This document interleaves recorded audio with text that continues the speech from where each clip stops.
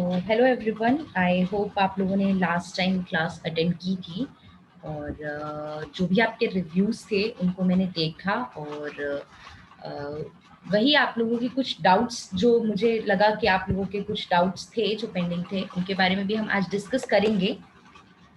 और गौरव, क्या मेरी आवाज़ क्लियर आ रही है ना?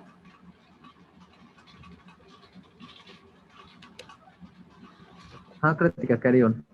Okay okay okay. So this is the second session on France. So जिसने भी फर्स्ट सेशन अटेंड नहीं किया है वो जाके हमारे यूट्यूब चैनल पे you can check on it and और अगर किसी और का कोई और डाउट हो तो आप हमेशा हमसे पूछ सकते हैं। मोस्ट प्रोबेबली ये फ्रांस के ऊपर आखिरी क्लास होगी, इसके बाद फ्रांस के ऊपर क्लास नहीं होगी। उसके बाद भी आपके अगर डाउट्स हो तो आप हमसे पूछ सकते हैं। Okay okay okay. So first of all, जैसे हमने लास्ट टाइम जो क्लास की थी तो हमने फ्रेंच रेवोल्यूशन के बारे में पढ़ा था। तो अभी हम थोड़ा डिटेल में फ्रेंच रेवोल्यूशन के बारे में पढ़ेंगे कि what is French revolution. Biraj, you can attend the first session after the class also. Okay, no problem. It's available on ABP JNU YouTube channel. Okay, so yes, so you can attend after the class, but अगर अच्छा होता अगर आप पहले कर लेते तो, but it's okay if you have not attended. So what happened कि फ्रांस में फ्रेंच रेवोल्यूशन आया। तो फ्रेंच रेवोल्यूशन आने के पीछे रीजन क्या था? तो क्या हुआ था कि 18 सेंचुरी में यहाँ पे थोड़ा सा स्लाइड प्रॉब्लम हो रही है। तो क्या हुआ कि 18 सेंचुरी में 1789 में फ्रेंच रिवॉल्यूशन फ्रांस में हुआ।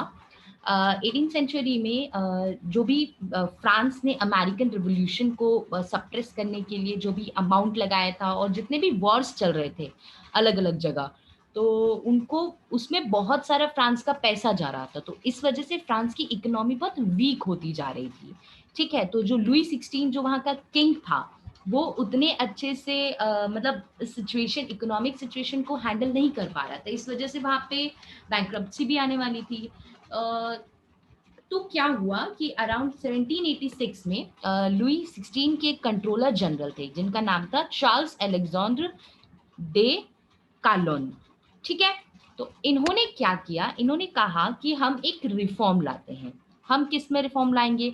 इन लैंड टैक्सेस। ठीक है, तो यूनिवर्सल लैंड टैक्सेस में वो कुछ रिफॉर्म्स लाने के लिए बात करते हैं। ठीक है, और उसमें एक्चुअली उन्होंने क्या बात किया, पहले आपको फ्रांस का एक स्ट्रक्चर समझना पड़ेगा कि फ्रांस में 3 तरह के स्टेट्स हुआ करते थे। फर्स्ट नोबल्स, सेकंड क्लर्जीज, और एक तियरजेता बोलते हैं। तियरजेता जो थर्ड स्टेट बोलते हैं उसको। तो थर्ड स्टेट में बेसिकली क्या होता था कि फर्स्ट वाले जो होते थे वो नोबल्स होते थे, रॉयल फैमिली के। सेकंड वाले कौन होते थे? जो भी आपके क्रिश्चियनिटी के लिए वर्क करते थे, मतलब जो भी आपके फादर वगैरह होते थे, थियोलॉजिस्ट, वो सब आते थे। और थर्ड स्टेट में बाकी सारे जो बचे हुए थे वो सब इंक्लूडेड थे। अब इसके पहले क्या होता था कि जो भी प्रिविलेज्ड क्लासेस है, प्रिविलेज्ड क्लास कौन कौन सी? क्लर्जीज और नोबल्स, ये टैक्स नहीं पे करते थे। ठीक है, तो चार्ल्स अलेक्जेंडर द कालोन ने प्रपोज किया कि हमें सबसे टैक्स लेना चाहिए। ठीक है, तो अभी तक आपको क्या समझ आया कि आज तक जो फ्रांस के ऊपर जितना भी बर्डन था टैक्सेस का, वो सिर्फ और सिर्फ आपके जो थर्ड स्टेट थे उनके ऊपर था। मतलब क्लर्जीज, नोबल्स, रॉयल फैमिली, ये कोई पैसा नहीं पे करते थे। अब क्या होता था कि अब लाइक अगर आप लोगों का सपोर्ट नहीं गेन करेंगे तो क्या होगा, आपके खिलाफ रिवोल्ट हो जाएगा। इसीलिए उन्होंने तब organized States General, les états généraux। Okay, और liberal, conservative, radical, that is something different. This is not included in French Revolution. Okay, there are 3 states in France जिसमें फर्स्ट आते थे नोबल्स, सेकंड आती थी क्लर्जीज, और थर्ड आते थे third state, मतलब उसको बोला थर्ड स्टेट जाता था, तियरजेता। ठीक है, ओके। तो अब क्या हुआ कि उन्होंने कहा कि let's organize a meeting that is called States General, और वहां पे हम वी विल डिस्कस। बेसिकली वो मतलब इस चीज के ऊपर वोटिंग चाहते थे। ठीक है, लेकिन आपको जो स्टेट्स जनरल है उसमें वोटिंग का भी समझना पड़ेगा कि वहां पे बेसिकली क्या होता था कि आपके फर्स्ट स्टेट, सेकंड स्टेट और थर्ड स्टेट, तीनों को इक्वल एक एक वोट दिया जाता था। अब आपको इसका स्ट्रैटेजी समझना पड़ेगा कि जो फ्रांस है वहाँ की पॉपुलेशन बहुत मतलब आप सोच लीजिए कि 98% लोग थर्ड स्टेट से आते थे और ओनली 2% आते थे क्लर्जीज या तो नोबिलिटी से। ठीक है, अब अगर क्लर्जीज और नोबिलिटी से 2% लोग आते हैं और उन्हें 2 वोट्स मिलते हैं, मतलब एक क्लर्जीज का और एक नोबल्स का, और पूरे 98% लोगों के लिए सिर्फ एक वोट होता है, तो ये तो थर्ड स्टेट के साथ मतलब गलत हो गया, राइट। सो अब भी हम इसमें वापस आते हैं, तो इन्होंने ये जो स्टेट्स जनरल है उन्होंने डिसाइड किया कि मतलब काफ़ी साल बाद ये एक्चुअली हुई थी, 1614 के बाद, ये 100 साल के बाद कराउंड होने वाली थी। तो उन्होंने कभी ये भी नहीं देखा कि हमें फ्रांस का पॉपुलेशन के बारे में देना चाहिए, हमें ये देखना चाहिए कि ये वोट्स में हमें कोई चेंज करना चाहिए क्या, हमें थर्ड स्टेट का वोट बढ़ाना चाहिए क्या। उन्होंने कुछ नहीं देखा, उन्होंने बस इतना बोला कि ठीक है हम एक स्टेट जनरल की मीटिंग बुलाएंगे। कब बुलाएंगे? 5 मई 1789 को। ठीक है,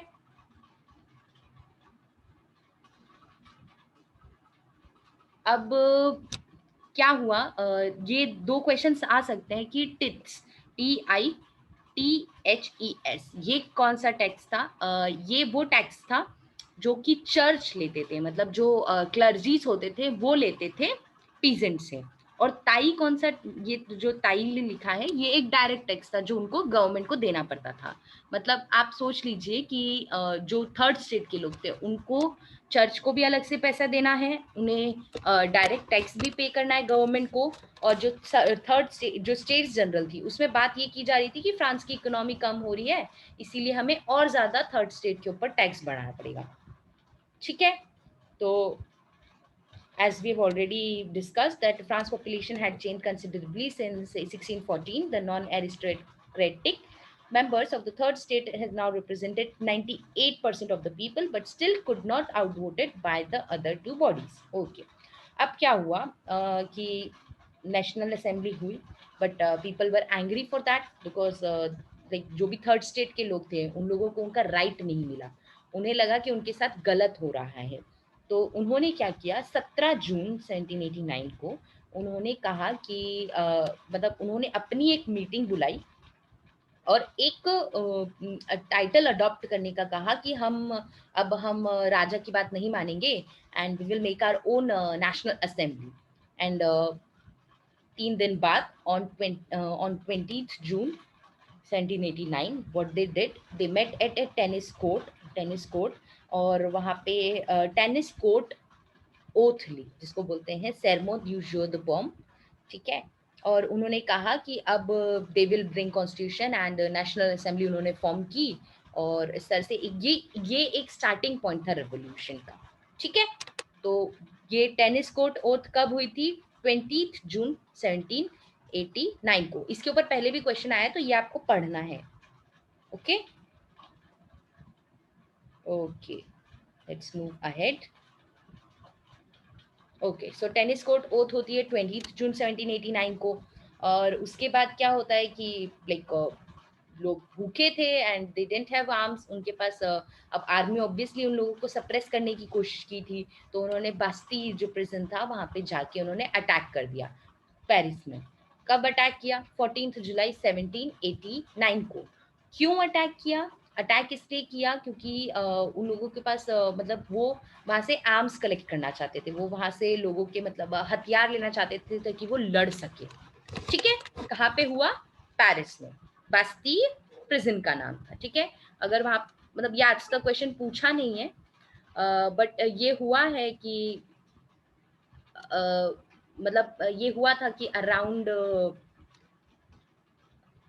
यू कैन से कि अराउंड 7 लोग थे उस प्रिजन में, मतलब उस प्रिजन में लोग ही नहीं थे, और मतलब उसमें एक्चुअली सिर्फ थोड़ा बहुत बंदूक रखी हुई थी, लेकिन उसका मतलब बस ये माना जाता है एक सिंबॉलिकली ये एक स्ट्रॉन्ग पोजीशन मानी जाती है। बाकी उस टाइम पे भी उनको कोई ज़्यादा आर्म्स नहीं मिले थे। और अगर हम एक इन जनरल बात करें तो यही बात था कि उसके बाद फिर धीरे धीरे उन्होंने declaration of the rights of man and the citizen उन्होंने बोला कि इंडिविजुअल और कलेक्टिव राइट्स होने चाहिए। अब ये ऐसा तो है नहीं कि आज लोगों के मन में आज एक दिन में पूरा रिवोल्यूशन का माइंड में आ गया। It was a whole process, right? So John Locke के आइडियाज और रूसो के आइडियाज, इन सब ने उनको बहुत ज़्यादा इंस्पायर किया था। ठीक है, वहाँ के जो भी राइटर्स थे, इनलाइटनमेंट राइटर्स, उन्होंने सबने हमेशा ये बात बोली थी कि हमें ये चीज़ करना चाहिए। ठीक है, तो उन्होंने ये चीज़ की थी। तो उन्होंने जो फ्रेंच रिवॉल्यूशन के टाइम पे declaration of man, rights of man, वो किया 26 अगस्त 1789 को। ठीक है, फिर उन्होंने इसको फाइनली अडॉप्ट कर लिया सितंबर 3 1791 को। अब क्या हुआ कि जो लुई 16 थे, उनके किंग, उनको भी ये चीज़ एक्सेप्ट करनी पड़ी फाइनली। एक्सेप्ट तो करनी पड़ी कि ओके आई विल, मतलब ऐसे कहा कि ये ना राजा सिर्फ एक राजा के पास कुछ मिनिस्टर्स अपॉइंट करने की पावर होगी, मतलब जो रॉयल वीटो पावर है वो, मतलब they can appoint ministers, but still it will be a constitutional monarchy. यहाँ तक जब सितंबर 3 1791 तक फ्रांस के लोग थोड़ा लिबरल पॉइंट ऑफ व्यू से सोच रहे थे कि yes we can give some power to the king, we don't have any problem with that. But after that what happened कि जो लुई 16 था, उनकी हेल्प प्रशिया, दो कंट्रीज, प्रशिया और ऑस्ट्रिया। ऑस्ट्रिया क्यों? क्योंकि मैरी एंटोनेट जो लुई 16 की वाइफ थी, कौन थी लुई 16 की वाइफ? Mary Antoinette. एंटोनेट उन्होंने डिसाइड किया कि लाइक उन्होंने फ्रांस से भागने की कोशिश की।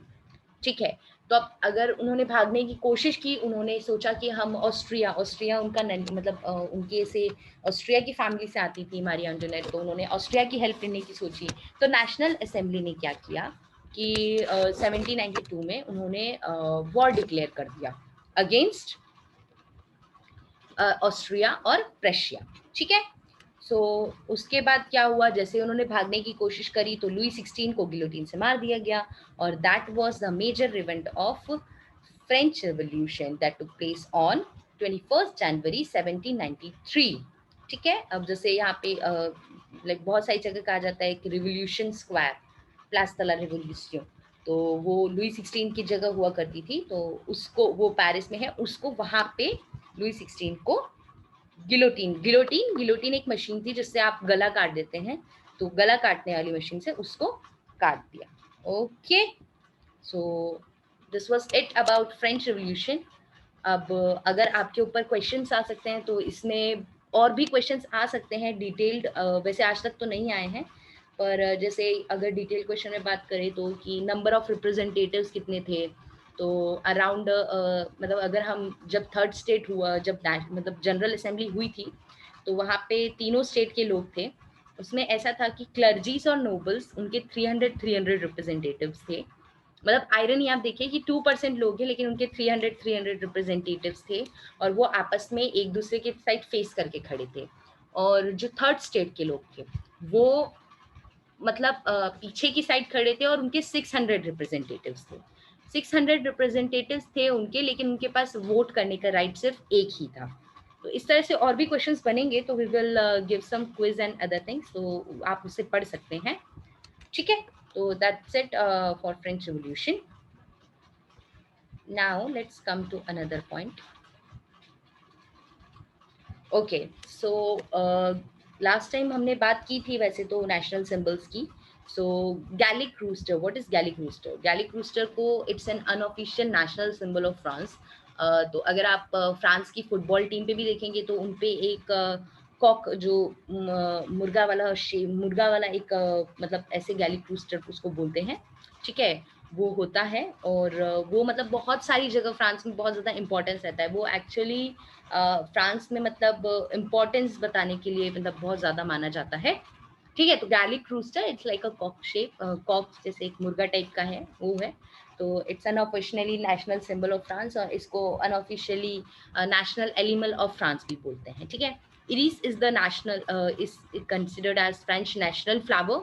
Y it is considered as national flower? क्योंकि इरिस जो है वो वहाँ के रॉयल्स और जो नोबल फैमिलीज होती थी वो उसके क्राउन, जैसे वहाँ की जो भी रानियां होती थी वो वहाँ पे इरिस के फ्लावर का ताज क्राउन पहनती थी, इसीलिए उसको इसको एक नेशनल फ्लावर भी कहा जाता है।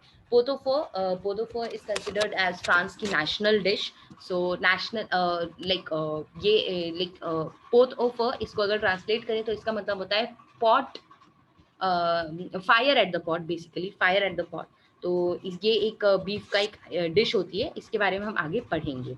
और football is considered as national game of France, not officially declared, and there are other games also like petanque, और फ्रांस में टूर द फ्रांस करके, tour de France, tour de France, ये एक मतलब काफी फेमस गेम है। ये एक तरह से रेस होती है, ठीक है। तो मैं नाम लिख देती हूँ, टूर द फ्रांस। मतलब ये इंपॉर्टेंट गेम्स के बारे में अगर कोई पूछे तो आप बता सकते हैं कि टूर द फ्रांस एक है, और एक पेतोंक है। पेतोंक अगर हम बताएं तो ये एक तरह से हमारे यहाँ कंचे नहीं खेलते हैं, तो वैसे वहाँ पे फ्रांस से कंचे खेलने का सिस्टम था, तो ये एक लोकल गेम बोला जाता है। तो इसको एक, ये भी एक मतलब फेमस गेम है। और फुटबॉल ऑफिशियली डिक्लेयर नहीं है। और इससे रिलेटेड अगर क्वेश्चन पूछा जाए तो क्वेश्चन ये भी पूछा जा सकता है कि फुटबॉल में फीफा वर्ल्ड कप जैसे बहुत ज़्यादा फेमस माना जाता है, तो फीफा वर्ल्ड कप फ्रांस ने 2 बार जीता है, 1998 में और 2018 में, ठीक है। And la Marseillaise is the national anthem of France, as we have already discussed in the last class. And ये मतलब ये क्यों गाया गया था, ये बेसिकली इसलिए गाया गया था क्या, ताकि वो अपने सोल्जर्स को मोटिवेट कर सके to raise for a war. Okay, okay, now let's come to another point. Okay, now ये भी क्वेश्चंस काफी फ्रिक्वेंटली पूछे जाते हैं कि हमने जैसे लास्ट क्लास में पढ़ा था तो फ्रांस में 5 रिपब्लिक आए हैं, ठीक है। और फिफ्थ रिपब्लिक का मतलब सबसे पहला प्रेसिडेंट कौन था, he was Charles the goal, ठीक है। इन्होंने मतलब 8 जनवरी 1959 को उन्होंने स्टार्ट किया था, उसके बाद इन्होंने रिजाइन कर दिया था, लेकिन फिर से उनको फिफ्थ मतलब उसमें उनको इलेक्ट किया गया और उनका रूल खत्म हुआ 28 अप्रैल 1969 को, ठीक है। First president of Fifth Republic was Charles de Gaulle. उसके बाद जॉर्ज पॉम्पिडू उनको 20 जून 1969 को स्टार्ट हुआ था, और 5 साल का इनका पीरियड था, तो इन्होंने अराउंड 2 अप्रैल 1974 पे क्विट कर दिया था। Next is Valery Giscard d'Estaing. इनके टाइम पे इंडिया और फ्रांस के काफ़ी अच्छे रिलेशंस थे, तो ये भी एक इम्पॉर्टेंट बन जाता है कि इन्होंने 1974 से 1981 तक he was president of France. और एज हमने ये लास्ट क्लास में भी डिस्कस किया था कि फ्रांस में प्रेसिडेंट का डायरेक्ट इलेक्शन होता है, नॉट लाइक इंडिया। वहाँ वहाँ पे मतलब प्राइम मिनिस्टर के पास इवन कम पावर होता है और प्रेसिडेंट के पास ज़्यादा पावर होता है, ठीक है। Next is Francois Mitterrand. तो फ्रांसवा मिटरैंड इन्होंने 1981 में इनको इलेक्ट किया गया, और उसके बाद जैक शिराक आए थे, और जैक शिराक 17 मई 1995 को आए थे। इनका एंडिंग पीरियड लगभग 1 या 2 दिन उतना ही होता है, तो इसको लिखने की ज़रूरत नहीं है। मतलब आप अगर कमेंसमेंट पढ़ लेंगे तो आपको एंडिंग ऑटोमेटिकली थोड़ा सा ध्यान हो ही जाएगी, ठीक है। जैक शिराक 1994 में इनको बनाया गया फ्रांस का प्रेसिडेंट। निकोलस सार्कोजी को काफ़ी फ़नी बोला जाता है। लाइक अगर निकोलस सार्कोजी के बारे में बात करेंगे तो ये काफ़ी फ़नी प्रेसिडेंट मतलब माने जाते हैं कि इन्होंने इंडिया का भी विजिट किया है। तो ये इस नज़र से भी बहुत इंपॉर्टेंट है। इनको 2007 में इलेक्ट किया गया था। फ्रांसवा होलैंड उनको 2012 में इलेक्ट किया गया था, और एमेनुअल मैक्रोन को 14 में 2017 को इलेक्ट किया गया था, और he still president of France. और इमैनुअल मैक्रोन मतलब काफ़ी यंग लीडर हैं और काफ़ी इंस्पायरिंग है। इमैनुअल मैक्रोन ने 2018 में भी इंडिया का विजिट किया था, और ही टॉक लाइक वो मतलब many students, he also had a fruitful discussion with student community who are studying French language in India. So there are, अभी हम इनकी विजिट्स के बारे में भी पढ़ेंगे कि इंडिया का कौन सा फेमस विजिट रहा है, तो इसके बारे में भी हम पढ़ेंगे, ठीक है। Now let's come to the second next topic. So yes, ये नोबेल प्राइज विनर्स इम्पॉर्टेंट मैंने बताए हैं, इनके अलावा भी नोबेल प्राइज विनर्स हैं, तो आप यही नहीं पढ़ना है आपको। जैसे आप रेडियम के लिए मैरी क्यूरी को भी दिया गया है, पियर क्यूरी और मैरी क्यूरी को भी नोबेल प्राइज़ मिला है। तो और भी बहुत सारे हैं, बट ये आज तक पहले पूछे जा चुके हैं कि जॉन पियर सोवेज जो है उनको केमिस्ट्री में नोबेल प्राइज़ मिला था, जॉन तिरोल को इकोनॉमिक्स में मिला था, एल्फ्रेड कास्टलर को फिजिक्स में मिला था, जॉन पॉल सार्त्र बहुत फेमस मतलब राइटर हुआ करते थे, इन्होंने रिफ्यूज़ किया था नोबेल प्राइज़ लिटरेचर के लिए। तो ये भी एक इम्पॉर्टेंट पॉइंट बनता है। ये ऐसा नहीं है कि सिर्फ फ्रांस में इतने ही नोबेल प्राइज विनर्स हैं, जैसे एक अभी मैंने एग्जांपल दिया कि मैरी क्यूरी और पियर क्यूरी, ये काफ़ी मतलब पूछा जा सकता है ये क्वेश्चन कि रेडियम की खोज किसने की, और एक मतलब एक ही फैमिली के दो लोगों को नोबेल प्राइज मिला था, तो वो भी मतलब इम्पोर्टेंट टॉपिक है। ठीक है, तो नोबेल प्राइज विनर्स आप आगे के भी पढ़ते रहिएगा, बट ये इम्पोर्टेंट मतलब ज़्यादा डिटेल में सारे नहीं पढ़ना है, जो भी पहले पूछे गए हैं या जिनकी इम्पोर्टेंट कुछ डिस्कवरी है सिर्फ उनके बारे में पढ़ना है। ठीक है, नाउ फेमस फिलोसफर्स, तो वोल्टेयर, सिमोन द बोवुआर, इनकी सेकंड सेक्स काफ़ी फेमस है। रने देकार्त, तो रने देकार्त का एक कोट है, बहुत फेमस कोट है, je pense donc je suis। तो किसी को पता है कि रने देकार्त ने एक like je pense donc je suis का क्या मतलब है?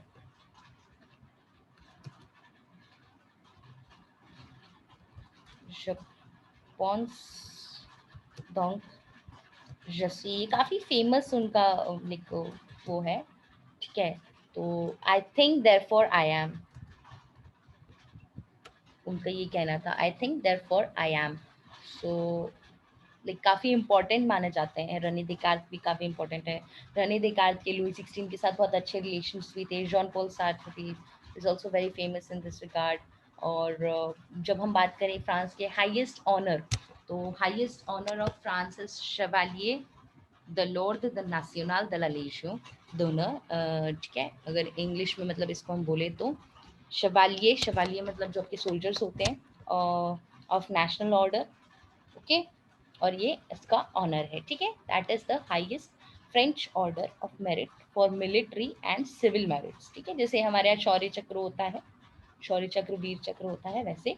और ये किसने एस्टैब्लिश किया था? 1802 में नेपोलियन बोनापार्ट ने। तो नेपोलियन बोनापार्ट, अब हमने नेपोलियन बोनापार्ट के बारे में पूछा था, तो नेपोलियन बोनापार्ट क्या है, इनका जन्म कहाँ हुआ था? ये एक फ्रांस के छोटे से आइलैंड कॉर्सिका, कॉर्सिका आइलैंड में इनका जन्म हुआ था। कौन से आइलैंड पे हुआ था? कॉर्सिका आइलैंड पे इनका जन्म हुआ था। और फिर ये मतलब नोबल फैमिली से आते थे, बट ये एक सोल्जर हुआ करते थे। उसके बाद ये एम्परर बने फ्रांस के। उसके बाद इनके जो फ्यूचर जनरेशन थे उन्होंने भी फ्रांस पे राज किया। नेपोलियन बोनापार्ट ने की डिफीट कहाँ हुई थी? बैटल ऑफ वाटरलू में हुई थी। ठीक है, और लाइक ये ही was one of the main reason to end up the French Revolution basically. ठीक है, तो फ्रेंच रिवोल्यूशन, नेपोलियन बोनापार्ट की राइस, जब जैसे जैसे नेपोलियन बोनापार्ट बढ़ते गए वैसे वैसे फ्रांस का जो रिवोल्यूशन है वो खत्म होते गया, because he was considered as a hero of France. ठीक है, और इसके बाद एक क्वेश्चन ये भी बनता है कि नेपोलियन बोनापार्ट को कहाँ एग्जाइल किया गया था? तो उनको एग्जाइल किया गया था सेंट हेलिना में, साउदर्न पार्ट ऑफ फ्रांस में है, सेंट हेलिना में। तो उसके बाद उनको कोई मतलब उनको जो बीमारी होती है उसके बाद वो उनसे उनकी डेथ हो गई थी। ठीक है, ना is it clear? Now let's move ahead. Now, let's talk about famous writers and their writings. Victor Hugo, Victor Hugo सुना ही होगा आप लोगों ने। विक्टर ह्यूगो 1802 में इनका जन्म हुआ था, 1855 तक एनलाइटनमेंट पीरियड के मतलब बहुत फेमस माने जाते हैं। इन्होंने लिखी थी द मिजरेबल्स, ले मिजेराबल इन फ्रेंच 1862 में। और इन्होंने जो भी इनजस्टिस, सोशल इनजस्टिस और मिजरी है उसके बारे में लिखा था। बिकॉज अगर हम फ्रांस की सिचुएशन देखें उस वक्त, तो नेपोलियन बोनापार्ट नहीं थे। आफ्टर नेपोलियन बोनापार्ट नहीं थे, फ्रांस के ऊपर इनडायरेक्ट कंट्रोल कर रहे थे रशिया और रशिया, प्रशिया और 3 कंट्रीज जो थी वो फ्रांस के ऊपर इनडायरेक्टली रूल कर रहे थे। और बाकी सारी कंट्रीज को डर भी लग रहा था क्योंकि फ्रांस में ऑलरेडी एक रिवोल्यूशन आ गया था। और नेपोलियन बोनापार्ट एक like he was not from a royal family, right? तो वो एक रॉयल फैमिली के रॉयल ब्लड नहीं था वो। तो ऑलरेडी लोगों के मन में जलन था कि ऐसा ना हो कि फ्रांस में भी मतलब हमारे यहाँ भी लोग रिवोल्ट करने लग जाएं और ऐसे कोई हमारी डायनेस्टी ख़त्म हो जाए। तो उस टाइप की सिचुएशन थी। उसके बाद फिर जब उनको हटाया गया तो मतलब बहुत सारा सोशल इनजस्टिस था, क्योंकि दूसरी कंट्रीज इलीगल तरीके से फ्रांस पे राज कर रही थी, मतलब नॉट डायरेक्टली बट इनडायरेक्टली राज कर रही थी। तो विक्टर ह्यूगो ने मतलब जो भी सोशल इनजस्टिस और मिजरी हो रहा था उसके ऊपर एक बुक लिखी थी, वो थी ले मिज़ेराबल द मिज़रेबल्स। ठीक है। जूल्स वेर्न इन्होंने भी सेम पीरियड आसपास, सेम पीरियड था जब सेकेंड रिवोल्यूशन के आसपास का पीरियड था। इन्होंने लिखी थी 20,000 लीग्स अंडर सी 1969 में। एमिली जोला 1840 से 1902। Germinal, which is also the 13th novel of लेर हुगो मैकरन सीरीज। एमिली जोला का एक और फेमस वो है कि इन्होंने ड्रेफस अफेयर, ये हमने लास्ट क्लास में पढ़ा भी था कि ड्रेफस अफेयर में इन्होंने काफ़ी स्ट्रॉन्ग अपोजिशन लिख के पूरी गवर्नमेंट के खिलाफ इन्होंने लिखा था। तो एमिली जोला का भी काफ़ी स्ट्रॉन्ग ड्रेफस अफेयर से वो रिलेटेड है। नेक्स्ट इज एल्बर्ट कैम्यूस, इन्होंने लिखी थी द स्ट्रेंजर 1942 में। और वोल्टेयर 17th सेंचुरी में थे, इनकी काफ़ी फेमस है ज़ादिग या कॉन्दीद। कैंडिड बहुत मतलब अच्छी नॉवल मानी जाती है। और अगर कैंडिड की बात करें तो कैंडिड में कैंडिड का ओवरऑल मैसेज यही था कि इल्फो क्यूल्टी विले जारदा, मतलब आपको मतलब आपको हमेशा आपका लाइफ जो है वो आगे बढ़ाते रहना चाहिए। ठीक है, कि लाइक मतलब आप कभी भी अपने आप को ये मत समझिए कि आपका लाइफ कहाँ ख़त्म हो गया, या like now that's it, you should always grow, right. तो ये कैंडीड का एक मैसेज था, इल्फो क्यूल्टीवे वोत्रिजादा। तो वोल्टेयर भी एक इम्पॉर्टेंट राइटर माने जाते हैं। और next is Simone de Beauvoir. Simone de Beauvoir बहुत बहुत स्ट्रॉन्ग फीमेल राइटर थी। इन्होंने सेकंड सेक्स करके बुक लिखी थी। तो इन्होंने जो भी मेन और वुमेन के लेके जो भी परसेप्शंस बने हुए हैं सोसाइटी में, उन सब के ऊपर बहुत मतलब स्ट्रांगली अपना ओपिनियन लिखा था, सेकंड सेक्स बुक लिखी थी। और जॉर्ज सैंड फेमिनिस्ट राइटर थे। Rose a blanche, rose is red colour and blanche is white colour, so ये लिखा था। एडमंड रोस्टैंड ये एक प्ले राइटर थे, इन्होंने लिखा था the Three Musketeers and their sequels 20। और उसके बाद गुस्ताव फ्लोबैट, ये इन्होंने मादाम बोवारी लिखी थी। तो मादाम बोवारी मतलब मादाम बोवारी ये बहुत ये फ्रांस के एक छोटा सा रीजन है दैट इज नॉर्मैंडी। तो नॉर्मैंडी के ऊपर लिखी गई थी मादाम बोवारी, नॉर्मैंडी रीजन के ऊपर बेसिकली लिखी गई थी।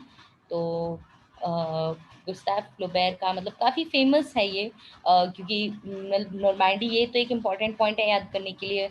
और मादाम बोवारी में मतलब उन्होंने ये बताया कि विमेन का कंडीशन क्या है, मतलब उसमें ऐसे बहुत इंटरेस्टिंग उसमें सीन्स आते हैं कि कुछ नोबल फैमिली के लोग होते हैं वो पकड़ा जाते हैं कहीं। तो मदाम बोवारी को बोलते हैं कि you should give up your self, और ऐसे करके पहले तो वो बोलते हैं कि नहीं, you are a pride of France, you can't मतलब तुम किसी के सामने झुक नहीं सकती, will not give to you to anyone.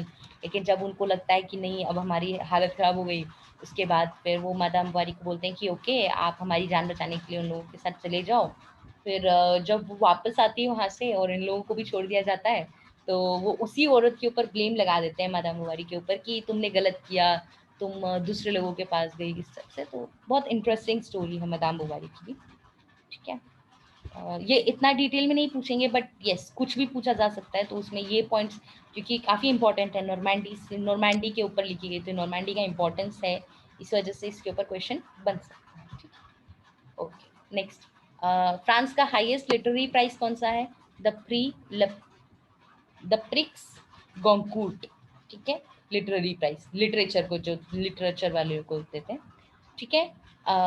जब 2 मई 2019 को जो इसरो के चेयरमैन थे एएस किरण कुमार, वो लाइक उन्हें फ्रांस का हाईएस्ट सिविलियन अवार्ड मिला था फॉर इस contribution between India France space coordination. So it's very important from India and France relationship. अगर बात करें काफ़ी रिसेंट का था। तो एक एएस किरण कुमार को फ्रांस का हाईएस्ट सिविलियन अवार्ड मिला था। ठीक है, इंडिया फ्रांस के स्पेस कॉपरेशन के लिए।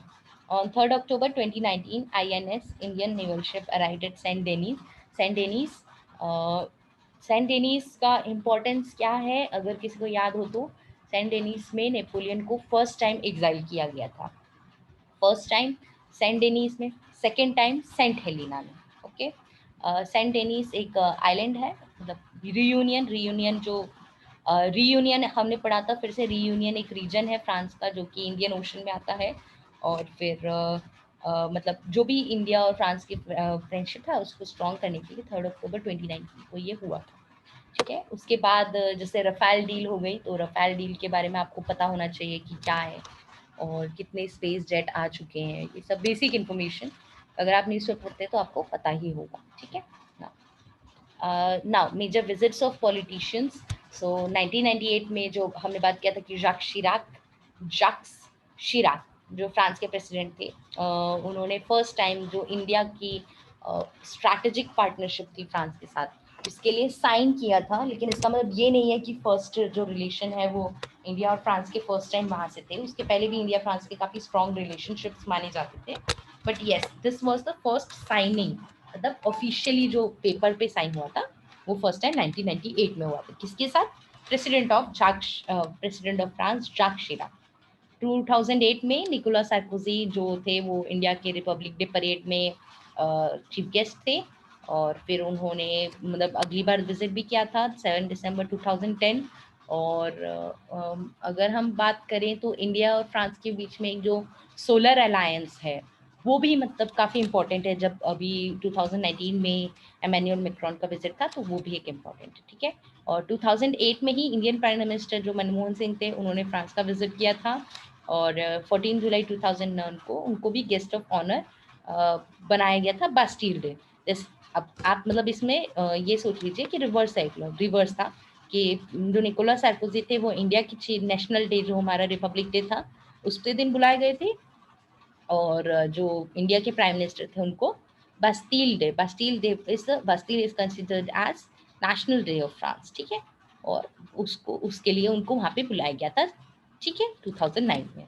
ओके, सो 14 से 13 फरवरी को फ्रेंच प्रेसिडेंट फ्रांसुआस होलैंड ने भी इंडिया का विजिट किया था, but he was not that much famous. और उसके बाद 10 से 11 अप्रैल 2015 को नरेंद्र मोदी जी का विजिट था Paris, strategic bilateral discussions with French president Francois Hollande. India France ने एक जॉइंट स्टेटमेंट रिलीज किया था, और मतलब उन्होंने यूनाइटेड नेशंस में जो क्लाइमेट चेंज कॉन्फ्रेंस थी पेरिस में उसके ऊपर, और उसके अलावा जो हमने अभी बात की कि सोलर अलायंस के ऊपर, इसके बाद सोलर अलायंस और रिन्यूएबल सोलर एनर्जी टेक्नोलॉजीज इन सब के ऊपर भी काम किया था। तो ये भी चीज़ है कि अगर फ्रांस में एनर्जी के ऊपर सबसे ज़्यादा काम हो रहा है तो वो किस कंट्री में हो रहा है, तो वो फ्रांस में सबसे ज़्यादा सोलर एनर्जी के ऊपर काम हो रहा है। ठीक है, ओके, नेक्स्ट।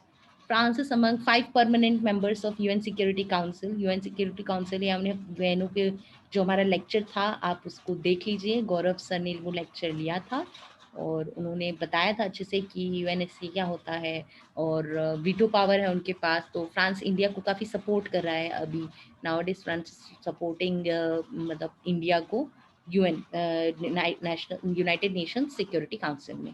ठीक है, there are only 5 permanent members right now. It's officially a nuclear weapon state and also a leading member of European Union group of 7 G7, NATO, North Atlantic Treaty Organization, Organization for Economic Cooperation and Development, World Trade Organization, World Trade, and La Francophonie. La Francophonie. What is La Francophonie? La Francophonie is the countries which actually speaks French, but they are not a part of France. Okay, so Francophonie मतलब ये है कि they will speak French language. जैसे English है तो English speaking countries है, ऐसे ही French speaking countries हैं, तो उन सबके यूनियन को बोलते हैं ला फ्रैंकोफोनी। ठीक है, as we have already discuss, France host करता है टूर द फ्रांस, जिसे one of the world's biggest annual sporting कहा जाता है।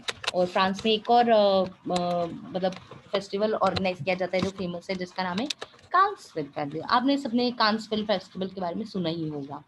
ठीक है, अब अगर हम कुछ बात कर लें तो ओपेरा गार्निए एक मतलब symbol of French second empire in Notre Dame de पाही। तो ये कुछ इम्पोर्टेंट मॉन्यूमेंट्स हैं, इनके बारे में ये छूट गए हैं यहाँ पे, मतलब लाइन छूट गई है।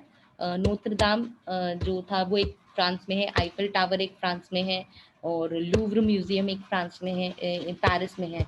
तो ये इंपॉर्टेंट कुछ मॉन्यूमेंट्स हैं जिनके बारे में आपको पता होना चाहिए कि कहाँ है, बस इतना पता होना चाहिए कि ये कहाँ है, ठीक है। फाइनेंशियल डिस्ट्रिक्ट ऑफ फ्रांस कौन सा है? ला défense। फ्रांस ने 2 टाइम्स वर्ल्ड कप जीता है, 2018 और 1998। ओके, नाउ अब अगर हम बात करें कुछ इंपॉर्टेंट प्रोडक्ट्स की, तो लुइस विटन ये एक लग्जरी प्रोडक्ट है, चैनल एक लग्जरी प्रोडक्ट है, हेयर में एक लग्जरी प्रोडक्ट है हेयर में, और लोरियल पेरिस इसके शैम्पूज और ये सब बहुत फेमस है, तो बहुत फेमस है। इंडिया में भी इसकी काफ़ी बिक्री होती है। ऑरेंज एक टेलीकॉम कंपनी प्रोवाइडर है, तो ऑरेंज मतलब टेलीकॉम कंपनी क्या होता है कि जो भी आपके सर्विसेज प्रोवाइड करती है, ठीक है। और लैंकोम एक पर्सनल केयर का है, कार्टियर लग्जरी है, और एसएफआर टेलीकॉम प्रोवाइडर से अगेन। लाकोस्ट, इसके ऊपर पहले क्वेश्चन भी आया है कि लाकोस्ट क्या है, तो ये फ्रेंच अपैरल की कंपनी है। यहाँ पे अलग अलग जो भी आपके लग्जरी आइटम्स होते हैं सब बनता है। गार्नियर आपको पता है क्या है? गार्नियर एक मतलब गार्नियर एक डाई भी है और इसके और भी अलग अलग प्रोडक्ट्स बनते हैं, ठीक है। तो ये कुछ प्रोडक्ट्स हैं, ब्रांड्स हैं जिनके बारे में आपको पढ़ना है। एक दो के बारे में इसमें जैसे इम्पोर्टेंट तो वो ही है कि लोरियल पता है आपको, ऑरेंज पूछ सकते हैं, गार्नियर पूछ सकते हैं, तो आपको पता होना चाहिए कि गार्नियर एक फ्रेंच कंपनी है ना, ठीक है। चलो नेक्स्ट, अब फ्रेंच क्विजीन की बात कर लेते हैं, फ्रेंच कुकिंग बेसिकली। तो फ्रेंच मतलब फ्रांस के जो मील होती है वो बेसिकली 3 पार्ट में डिवाइड होती है। फर्स्ट और दव्र या फिर ऑन्थ्रे, जिसको इंट्रोडक्टरी कोर्स और मेन स्टार्टर बोलते हैं, तो उसका नाम क्या है? और HORS और दव्र, ठीक है, या फिर ऑन्थ्रे ENTREE, ठीक है। इसको स्टार्टर बोलते हैं और ये सूप से भी स्टार्ट होता है। देन प्ला प्रिंसिपल मेन कोर्स। और उसके बाद जैसे फ्रांस में कल्चर है कि वहाँ पे they don't eat like dessert में। आप लोग, हम इंडिया में क्या खाते हैं डेजर्ट में? इन डेजर्ट हम कुछ स्वीट प्रेफर करते हैं ऐसा, लेकिन फ्रांस में चीज़ का इतना ज़्यादा क्रेज़ है ना, अभी मैं आपको फ़ोटो भी दिखाऊंगी। तो इतना ज़्यादा फ्रांस में क्रेज़ है चीज़ के लिए कि like if you will have look at जैसे रॉकफोर्ड और इस टाइप की कुछ चीज़ें, कि वो मतलब आपको कुछ और खाने की ज़रूरत नहीं, you will eat cheese as the main course. मतलब बहुत से लोग मेन कोर्स की तरह भी खाते हैं और उसको डेजर्ट की तरह भी खाते हैं, ठीक है। और एक वाइन भी बहुत फेमस है, तो बोर्दो की वाइन बहुत फेमस है, तो ये आप लिख लीजिएगा, बोर्दो, BORDEAUX, ठीक है, BA, बोर्दो, ठीक है। बोर्दो की वाइन काफ़ी फेमस है, तो फ्रेंच वाइन जो है वो भी वर्ल्ड में हर जगह काफ़ी फेमस है, तो वो भी एक फ्रेंच क्यूजीन का पार्ट है, ठीक है। Okay, so now let's talk about मतलब जो स्टार्टर्स हैं उनके बारे में बात कर लेते हैं। तो सबसे पहले ये बासिल सैल्मन टेरिन, ये जो फर्स्ट मतलब एक सैंडविच ब्रेड के ऊपर बनती है, ठीक है। नेक्स्ट है बिस्क। बिस्क एक तरह से क्रीमी स्ट्रक्चर होता है जो आपके पनीर टाइप के, आप मतलब पनीर नहीं होता है वो बेसिकली, बट क्रीमी टेक्सचर का कोई करी होता है, ठीक है। और foie gras with mustard seeds and duck juice उसके साथ बनती है, तो ये आप फोटो देख सकते हैं नीचे। क्रोक मस्यूर एक हार्ट सैंडविच होता है, तो इसमें मीट वाला सैंडविच होता है ये, तो ये भी एक तरह से आप स्टार्टर के लिए ये सब खाते हैं फ्रांस में, ठीक है। और प्रिंसिपल उसकी बात करें तो pot au feu, pot and fire, it's a beef stew, जो हमने बात किया था कि it's also the national dish of France, ठीक है। और फ्रांस में फ्रेंच फ्राइज जो स्टीक फ्रित जो है, वो फ्रेंच फ्राइज भी वहाँ की एक मतलब वो एक तरह से वहाँ का मेन कोर्स है। जैसे हम यहाँ पे तो फ्रेंच फ्राइज क्या समझते हैं कि मतलब ऐसी मतलब एक स्टार्टर की तरह हम लेते हैं, लेकिन फ्रांस में वो एक मेन डिश है, ठीक है। नाउ फ्रांस के पेस्ट्रीज और वहाँ का चीज़ अगर हम बात करें, तो ये आपको चीज़ दिख रहा होगा, तो आप देख लीजिए कि इसमें मतलब ये चिकन और उनके साथ बनता है ये चीज़, रोकफोर्ट इसको बोलते हैं, ये वाला रोकफोर्ट का पिक्चर है, this one. And other examples of cheese are cheddar cheese, ये भी काफ़ी, ये पिज़्ज़ा में काफ़ी यूज़ होता है। एपोइसिस करके एक चीज़ है, फूल में दोम्बेर, सेंट नेक्टेर, मंस्टर, इस तरह के बहुत सारे। एक्चुअली फ्रांस में कहा जाता है कि फ्रांस में मोर देन 3000 वेराइटीज ऑफ चीज है। ठीक है, तो चीज का बहुत इंपॉर्टेंट है फ्रेंच कल्चर में, है ना। ठीक है, सो ये यहाँ पर हम हमारी तरफ से खत्म करते हैं अभी के लिए। अगर और किसी का कोई डाउट हो या कोई मतलब, या तो हम कुछ प्रीवियस ईयर क्वेश्चंस भी डिस्कस कर सकते हैं, like if you guys want, आप चैट बॉक्स में रिप्लाई कर सकते हैं, नो प्रॉब्लम। Anyone there?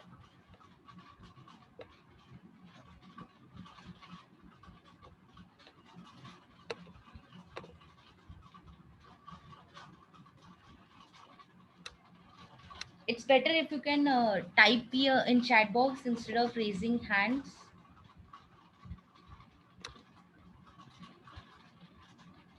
आप लोग मैसेज टाइप कर दीजिए, आप हैंड रेज मत कीजिए, आप मैसेज में टाइप करके बता दीजिए आपकी जो भी क्वेरी है। ठीक है, yes ma'am, question. Actually, it was mute till now. I have unmuted chat box.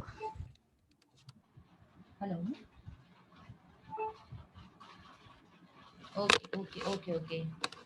The name of wine, Bordeaux, Bordeaux, Bordeaux. Bordeaux एक सिटी है फ्रांस की, काफी फेमस सिटी है।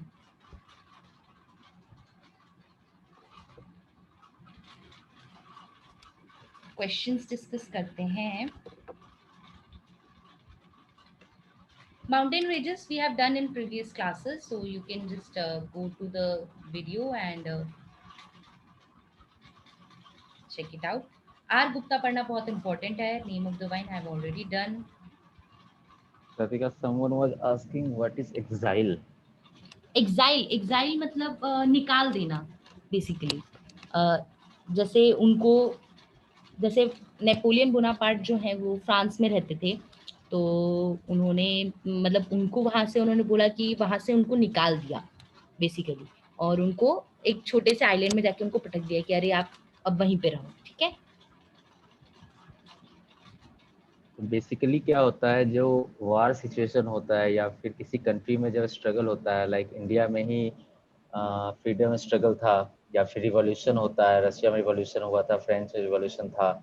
इस समय क्या होता है, जो गवर्नमेंट के अगेंस्ट वर्क करते हैं, कोई पीपल होते हैं, ग्रेट लीडर्स होते हैं जो गवर्नमेंट के अगेंस्ट रहते हैं, तो उन्हें लोग उस एक तरह से, जैसे इंडिया में काला पानी की सजा होती थी, ठीक है, जाकर वहाँ बंद कर दिया जाता था, अंग्रेज बंद कर देते थे, उसी तरह से वहाँ भी उन्हें देश निकाला मिल जाता था। सो आप जो है कंट्री के मेन स्ट्रीम से आपको काट दिया जाता था और आपको एग्जाइल कर दिया जाता है। एग्जाइल करने का यहाँ मतलब है कि आपको कहीं बाहर दूर आपको फेंक दिया जाता था, जहाँ आपको ना आपकी फैमिली मिल सकती है, ना आप कंट्री में क्या चल रहा है उससे आप अवगत रह सकते हैं। ठीक है, तो यही प्रोसेस एग्जाइल होता है, जो कि जनरली रिवॉल्यूशन वगैरह के टाइम में जो लीडर्स जो गवर्नमेंट के अगेंस्ट प्रोटेस्ट करते थे उन्हें दिया जाता था सजा। Correct correct correct, thank you Gauravya. और फ्रांस में एथनिक ग्रुप्स नहीं, बेसिकली गोल्स के बारे में पूछ सकते हैं जो हमने लास्ट क्लास में डिस्कस किया था। We will send this slides again, no problem. और एक्सेल गया था, बट आपने यहाँ पे कुछ और बताया। सेंट हेलिना में उनको एग्जाइल किया था ना, if I am not wrong. Saint Helena में किया था, कुछ भी आ सकता है। देखो अभी हमने तो क्वेश्चन पेपर बनाया नहीं है, ठीक है, तो कुछ भी आ सकता है। सेंट हेलिना के पहले सेंट हेलिना और इल्बा आइलैंड, ये इल्बा आइलैंड मतलब वो सेंट डेनिस के पास में ही है, वो साउदर्न साइड में ही है, साउदर्न साइड ऑफ फ्रांस।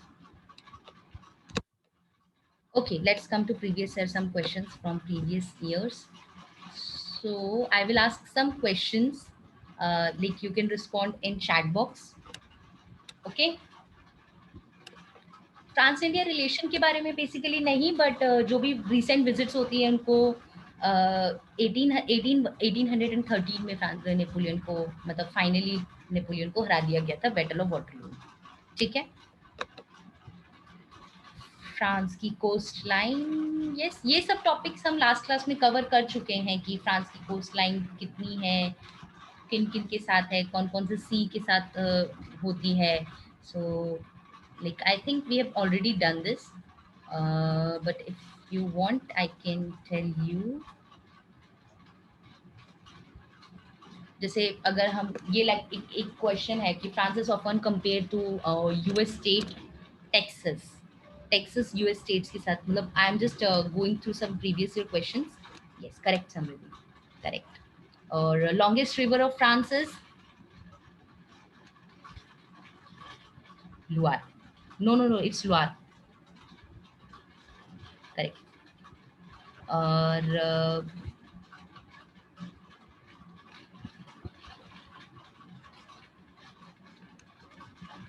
जो पिरेनी माउंटेन रेंजेस है पिरेनी माउंटेन रेंज वो फ्रांस और कौन सी कंट्री के बीच में मतलब है करेक्ट स्पेन और लॉस वोजेस माउंटेन रेंजेस कौन कौन सी कंट्रीज के बीच में है फ्रांस एंड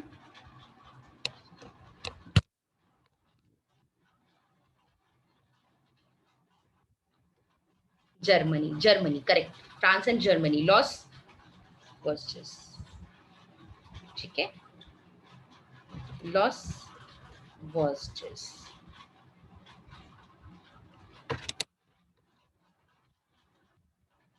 और let's have some look at some more questions. France की कोस्टल लाइन कितनी like length of France coast line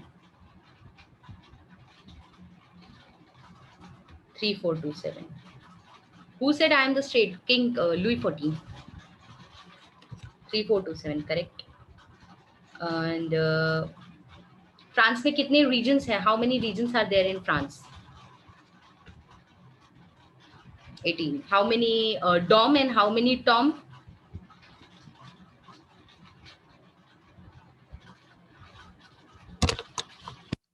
5 out 3 then 13 plus correct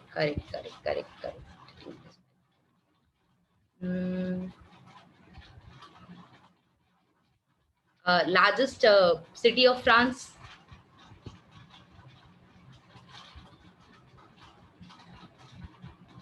that's correct or how many countries does France share a border with how many countries does France share border 8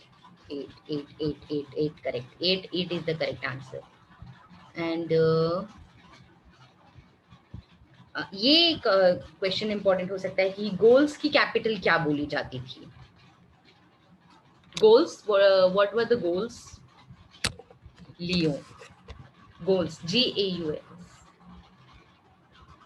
ठीक है mercy it's लियो और लियो LYON it's LYON ठीक है Leone एक city है France की it's a very famous city basically ठीक है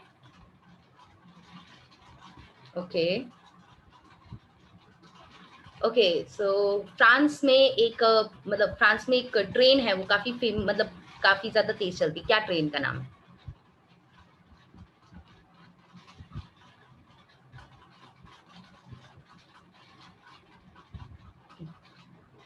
TGV हाई स्पीड ट्रेन ठीक है TGV TGV ठीक है और बोर्डो किसकी समथिंग हाँ भैया May I ask something? Yes.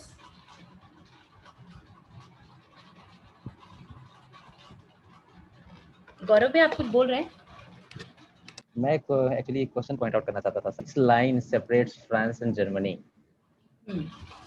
Okay, which line separates France and Germany? Yeah, I was thinking someone will say Siegfried and but actually let me clear it. अगर फ्रांस एंड जर्मनी की बात हो रही है which line separates France and Germany, then the answer will be Maginot, okay? Because this was the line created by France on its eastern front border to defend against Germany. Yes, correct. But the Siegfried line, which is some of you are writing, that wall was created by Germany when they invaded France. Okay, so both are different. अगर France और Germany को कोई line separate कर रहा है तो वो मेजिनॉट है, बट अगर कहीं सीजफ्रीड लाइन के बारे में बात हो रही है तो वो लाइन जो है जर्मनी, वो एक वाल था, डिफेंसिव वाल था, ठीक है, जो जर्मनी ने क्रिएट किया था फ्रांस के अंदर। जब फ्रांस पर अटैक किया था, इन्वेड किया था जर्मनी ने, तो उस समय फ्रांस के अंदर उसे क्रिएट किया था, ठीक है। तो आप लोग कंफ्यूज मत होना। और सीजफ्रीड को ही हिडनबर्ग और समथिंग कुछ नेम है एक, वो भी कहते हैं, ठीक है, सीजफ्रीड लाइन को भी। और वो जो है सेम लाइन, या हिंडनबर्ग, इट इज हिंडनबर्ग, और same line separates Germany and Poland as well. When you will learn about Germany then you will come to know. But Siegfried line को हिंडनबर्ग भी कहते हैं, हिंडनबर्ग लाइन भी कहते हैं। तो और वो लाइन भी जर्मनी को पोलैंड से अलग करता है। So just I thought I should clear it, क्योंकि बहुतों को डाउट हो सकता है आगे। तो आप लोग इस चीज़ को ध्यान रखना, अगर फ्रांस जर्मनी को सेपरेट करने के लिए चर्चा होगी तो आप हमेशा मैजिनोट का नाम लेना, वहाँ सीजफ्रीड से कंफ्यूज मत करना। और सीजफ्रीड जो है वो सिंस जर्मनी ने फ्रांस के बॉर्डर के अंदर क्रिएट किया था तो अब उसका कोई इंपॉर्टेंस नहीं रह गया, उसका कोई एग्जिस्टेंस नहीं है। बट मैजिनोट जो है वो अभी भी एग्जिस्ट करता है, वो अभी भी उस लाइन को मतलब वैल्यू किया जाता है। थैंक यू सो मच भैया, थैंक यू सो मच। तो अभी हम थोड़े और क्वेश्चंस डिस्कस कर लेते हैं कि ऐसे कौन कौन से ओशंस हैं जो मेट्रोपॉलिटन फ्रांस की कोस्ट लाइन पर आते हैं।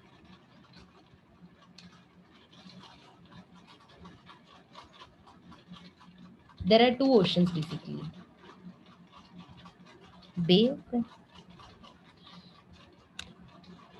There are two oceans basically, North Atlantic Ocean and Mediterranean Sea.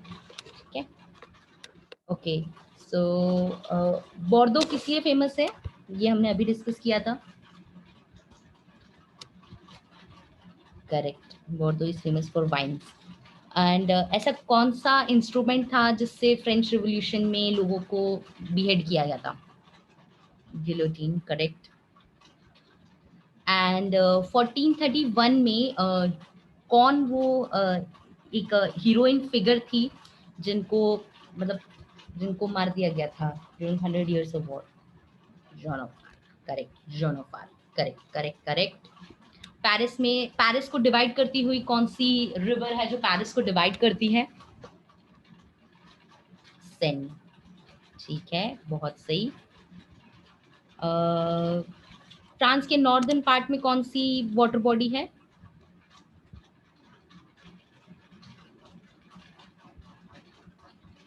English Channel, correct. That's English Channel, okay.